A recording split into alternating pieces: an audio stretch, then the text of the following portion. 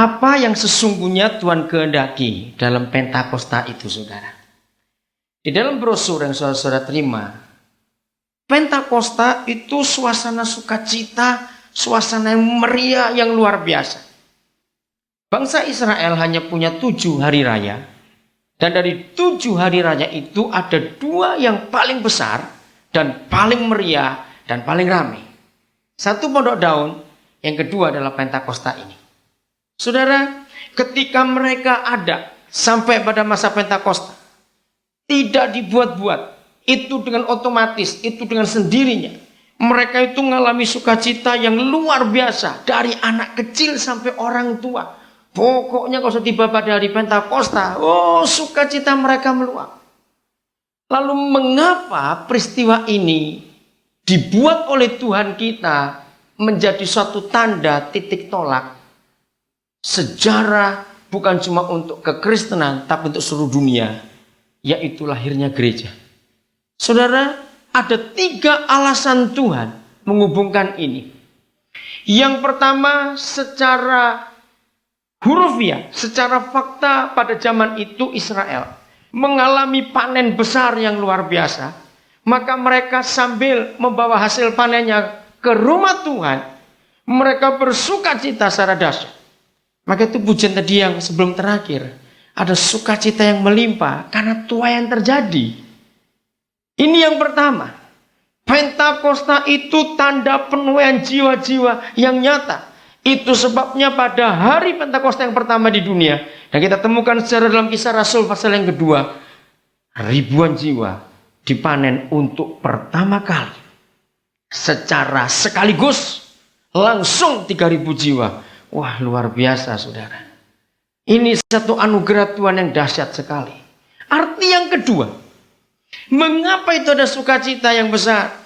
Saudara, hari itu seluruh orang Yahudi yang tinggal di negara mana saja, mereka pulang ke Yerusalem. Mereka pulang. Lalu terjadi sesuatu yang luar biasa. Ada banyak di antara mereka yang tidak bisa fasih lagi berbahasa Ibrani, sebab mereka sudah tinggal lama di perantauan. Dan waktu hari itu tiba pada Kisah Rasul 2. Saudara, kalau saudara baca di Kisah Rasul 2, minimal ada 17 bahasa asing yang dipakai oleh gereja yang pertama di dunia pada waktu itu. 17 bahasa asing terdaftar di situ. Apa artinya ini? Saudara, inilah satu nubuat bahwa sekalipun kita nggak bisa bahasa-bahasa yang lain, tetapi kalau Roh Kudus penuh dalam diri kita, pada saat-saat tertentu, percayalah kita akan dipakai Tuhan untuk bisa berbahasa-bahasa yang lain.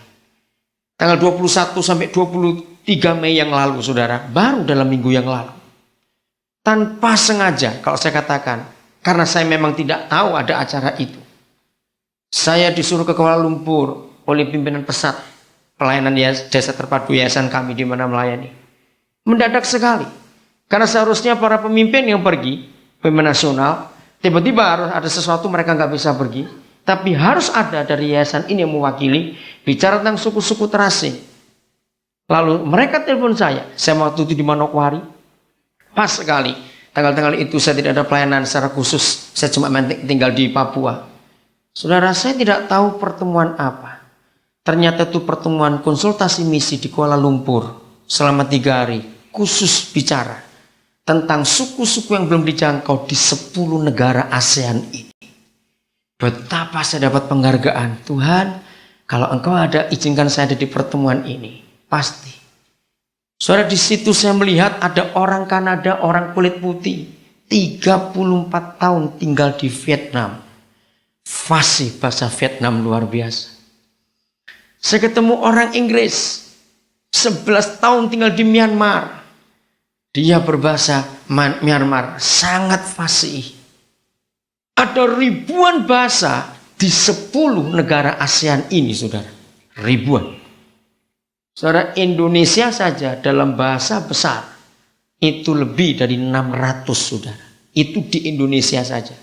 Di Papua saja, dengan dialek-dialek kampung-kampung yang ada, kami punya lebih juga 600 bahasa. Untuk Maluku saja ada 251 bahasa. Belum yang lain-lain. Ketika kelompok Thailand muncul, mereka menyebut ada sekian puluh, hampir 100 bahasa yang dipakai di Thailand. Sampai ke suku-suku di utara, di selatan, dan semuanya itu. Saya orang Indonesia, tapi saya baru tahu kekayaan ASEAN secara bahasa ini luar biasa. Belum Laos, belum Filipina. Ternyata Tagalog seperti Indonesia. Banyak orang Filipina di kampung-kampung yang gak bisa bahasa Tagalog. Tapi mereka punya bahasa suku. Ada berapa ratus lagi di Filipina itu. Ketika ditunjukkan semuanya itu, maka jawaban satu-satunya untuk dunia mendengar Injil dengan bahasa mereka sendiri. Kalau waktu sudah tidak mungkin lagi kita belajar bahasa-bahasa itu, maka Pentakosta ini jawabannya, saudara. Bayangkan. Saya sering hadir di pertemuan-pertemuan misi internasional. Tapi untuk regional kita sendiri, ini pertama kali saya hadir. Waktu 3 hari itu, lalu kami belajar nyanyian bahasa Arab.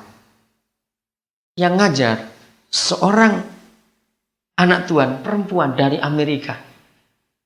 Dia ngajar bahasa Arab, namanya Betsy. Bulan September dia akan datang. Dan kami sudah janji dengan dia untuk buat satu album. Saudara, ternyata hatinya untuk orang Arab luar biasa. Sampai dia mempelajari bahasa Arab itu. Bayangkan, orang-orang kulit putih begitu mengasihi jiwa-jiwa sampai mereka belajar bahasanya sendiri. Tahun 94, saudara, dalam penerbangan kami dari Nabire ke Wamena, ada gangguan cuaca. Maka pesawat misi yang kami tumpangi harus turun di satu kampung. Sekarang jadi kabupaten. Dulu waktu itu belum, masih satu kampung. Kecamatan Mulia, itu Kabupaten Jayawijaya. Pilotnya orang Surabaya namanya Pak Eko, sekarang sudah di Amerika. Dia bilang kita terpaksa turun dan nginap. Ya mau apa lagi? Padahal saya mesti ada pelayanan di Wamena. Turun di mana? Saya panggil Mas Eko. Ya, sampai sekuatnya kita menghadapi angin ini. Wah, hebat juga saya pikir. Akhirnya dipaksa lagi tidak bisa karena di Papua itu ada lebih 200 airstrip atau lapangan terbang kecil pakai rumput itu saja. Lalu dia bilang kita mendarat di Mulia, silakan. Dan saya memang belum pernah ke kampung itu. Saudara, maka malam itu kami nginap karena cuaca jadi terpaksa kami nginap di satu rumah misi. Dan di situ ada seorang anak Tuhan, seorang gadis. Dia tidak menikah, umurnya sudah 50 tahun lebih. Saudara, dia berasal dari satu kampung kecil di negara Kanada. Orangnya riang. Nah, kami ngomong-ngomong malam itu, saya tanya dia. Ternyata dia sudah ada di kampung, satu kampung di lereng antara Pegunungan Jayawijaya dengan Lembah Memberamu. Saya nggak bisa sebut nama sukunya. Saya tanya, sudah berapa tahun di sini? 26 tahun. 26 tahun. Berapa kali pulang? Baru 6 kali pulang ke Kanada. Lalu dia ceritakan visinya. Ketika saya pertama kali dengar ada suku ini, saya lupa namanya. Maka Roh Kudus menggerakkan saya untuk datang. Saya nggak bisa bayangkan 26 tahun yang lalu, dihitung dari tahun 94, tahun berapa itu? Seperti apa keadaannya? Terus saya tanya, sudah selesai belum Alkitabnya? Dengan enteng dia jawab, selesai. Bagaimana? Untuk 13 tahun pertama, saya nggak buat apa-apa. Cuma mengenali bahasa mereka yang begitu sulit. Ada begitu banyak bahasa yang mereka ucapkan, tapi nggak bisa nulis kecuali pakai gambar. Mau gambar bagaimana Alkitab itu nanti? Saudara, dia cerita, itu baru 13 tahun pertama. Setelah 13 tahun saya baru mulai menguasai betul bahasa mereka. Sebagai contoh aja, kita seringkali nggak teliti. Ini cuma sedikit aja, ini masalah bahasa. Ini Pentakosta, saudara, kita harus tahu itu. Kalau kita menyebut nama Yanti, ya, ini bahasa Jawa, maka singkatnya kita panggil Yan. Tapi kalau dia itu laki-laki, maka bukan Yan, tapi Yan. Nah, nulisnya bagaimana antara Yanti dengan Yan? Kan sama, pakai Y juga. Ini baru bahasa Jawa yang nggak sulit. Ngerti nggak contoh ini, saudara? Nah, betapa orang-orang misi itu mengasihi suku-suku itu. Kalau saudara sempat baca buku Obor-obor Sukacita, saya harap masih diterbitkan oleh BPK Gunung Mulia.